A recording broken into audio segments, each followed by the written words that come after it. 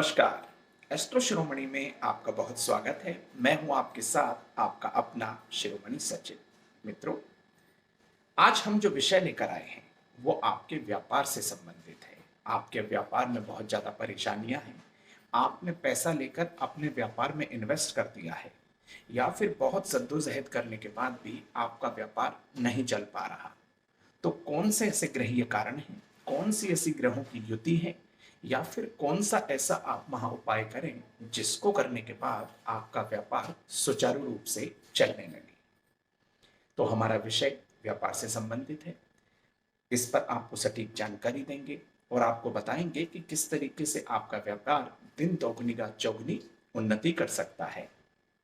इससे पहले कि हम आपको ये उपाय बताएं, ग्रहों की युति का जो संयोग है वो बताएं, उससे पहले आपको एक जानकारी दे दें कि आपने हमारा चैनल अभी तक सब्सक्राइब नहीं किया है तो बिल्कुल कर लीजिएगा। हर दिन हम आपको कुछ नया बताने का प्रयास और कोशिश कर रहे हैं। मित्रों, विषय की ओर बढ़ते हैं और आपको बताते हैं कि व्यापार के लिए जन्म कुंडली का सप्तम भाव देखा जाता है। सप्तम भाव की स्थिति देखी जाती है। सप्तम भाव के जो स्वामी हैं, जिसे हम सप्तमेश सेवंथ लॉर्ड बोलते हैं, उसकी स्थिति देखी जाती है। फिर सप्तम से सप्तम देखा जाता है और दशम भाव के स्वामी की स्थिति यानी कि दशमेश की स्थिति भी देखी जाती है। इसी के साथ ही कुंडली में बृहस्पति, बुध, शनि और सूर्य की स्थिति भी मजबूत होना बेहद जरूरी है। यदि इन ग्रहों की युति आपस में है या फिर इन ग्रहों का संबंध है या सप्तम भाव से इन ग्रहों का संबंध हो रहा है तो आपका व्यापार धीरे धीरे प्रोग्रेस करेगा, धीरे धीरे चलने लगेगा। लेकिन आपके व्यापार की स्थिति क्यों डावाडोल होने लगी है, यह आपकी कुंडली के सप्तम भाव और सप्तमेश पर बहुत ज्यादा डिपेंड करती है।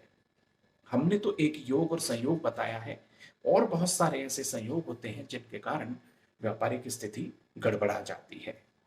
तो बहुत ज्यादा इसको गहराई में न लेते हुए हम आपको आपके व्यापार को बढ़ाने का एक सरल और सटीक उपाय बताते हैं जिसे आप जरूर करिएगा, आपको फायदा होगा। देखिए, पीपल का आपको एक पत्ता लेना है और उस पत्ते पर हो सके तो आप एक स्वस्तिक बनाइएगा। उस स्वस्तिक पर आपको एक सुपारी, एक इलायची, दो लौंग और एक सफेद मिठाई का पीस रखना है।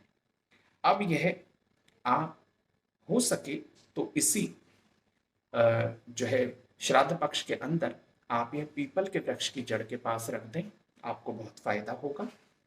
और एक उपाय आपको और बता देते हैं कि आप शुक्रवार के दिन सुबह 7:30 बजे से 10:30 बजे तक, यानी कि इस दौरान, इस समय अंतराल में पीपल के वृक्ष के नीचे शुद्ध घी का एक दिया जलाएंगे और श्री सूक्त का पाठ करेंगे। फिर जैसे ही यह पाठ हो जाए, पीपल के वृक्ष की कम से कम 7 आपको प्रदक्षिणा करनी है। मात्र इतना उपाय आप करके देखिए, आपको हर दिन व्यापार में लाभ भी मिलने लगेगा। आप इस उपाय को हर शुक्रवार दोहराते जाइएगा और जब तक यह श्राद्ध पक्ष है तब तक आप इस उपाय को कर सकते हैं। आने वाला समय आपके लिए बेहतरीन साबित हो सकता है इस उपाय के द्वारा। हो सके तो अपने व्यापारिक स्थल पर हर शनिवार के दिन आप गंगा जल का छिड़काव भी करिएगा, आपको शत प्रतिशत आपको फायदा होगा। तो मित्रों, आपकी और कोई समस्या है तो आप हमें इनबॉक्स में आइए, आप अपनी समस्या हमसे साझा करिए, आपको बताने का प्रयास करेंगे। और कमेंट बॉक्स में जाने के बाद भी आप अपनी समस्याओं को यदि हल करवाना चाहते हैं तो हमसे व्यक्तिगत तौर पर संपर्क भी कर सकते हैं। हमारा नंबर भी आपके समक्ष है, आप इस पर बेझिझक कॉल कर सकते हैं। फिर किसी नए वीडियो को लेकर आपकी सेवा में आएंगे।